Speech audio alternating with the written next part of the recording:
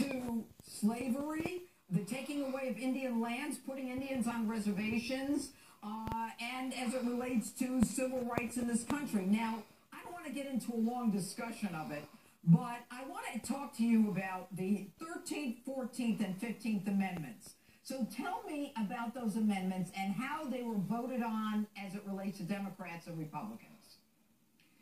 Well, the 13th Amendment was the amendment that permanently abolished slavery. The Republicans pushed it. The Democrats unanimously, as a bloc, opposed it.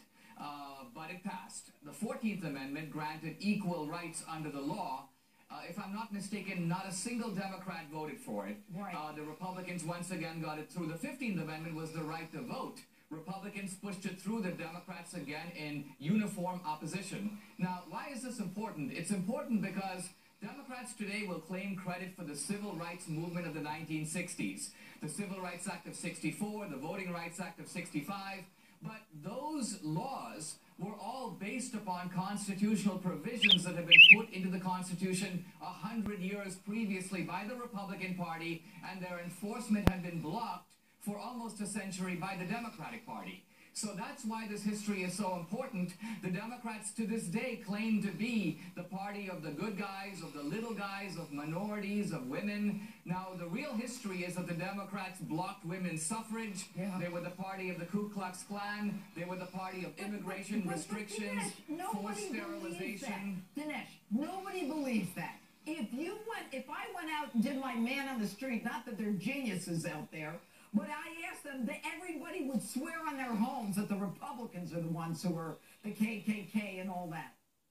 Why? Well, the funny thing is that once they see our movie, what the left is now saying is, yes, Dinesh, we admit it, you're right, it's true, but it's ancient history. It's all so long ago. Women's suffrage was 100 years ago. And I say, wait a minute. We're not just talking about women's suffrage. In the 1960s, chauvinist Democrats tried to kill the Civil Rights Act of 1964 with a gender amendment. It backfired on them. But all of this is not as far back in the past as you think. And the reason it's important to highlight it is it shows the Democratic narrative to be a lie, and it strips the moral capital away from the Democratic Party. All right, let me ask you then, in terms of the opening statement and the inner cities and the Democrat Party and the issue of crime, and we're going to be going to David Clark.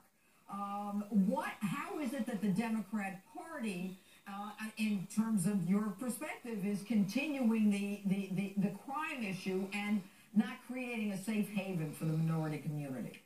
So in the book and the movie, I use a controversial phrase. It's the Democratic urban plantation. And the reason I use that phrase is that there are so many chilling similarities between the old slave plantations, the rural plantations that the Democratic Party used to run, and what's going on in the inner cities.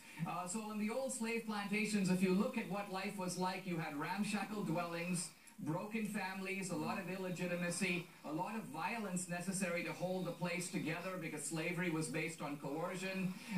Everybody had a meager living. You'd get health care, for example, but no one ever got ahead. A lot of nihilism, a lot of hopelessness, a lot of despair. That's exactly what you see today, not just for inner city blacks, by the way. You see it on Indian. Dinesh, we'll get your book.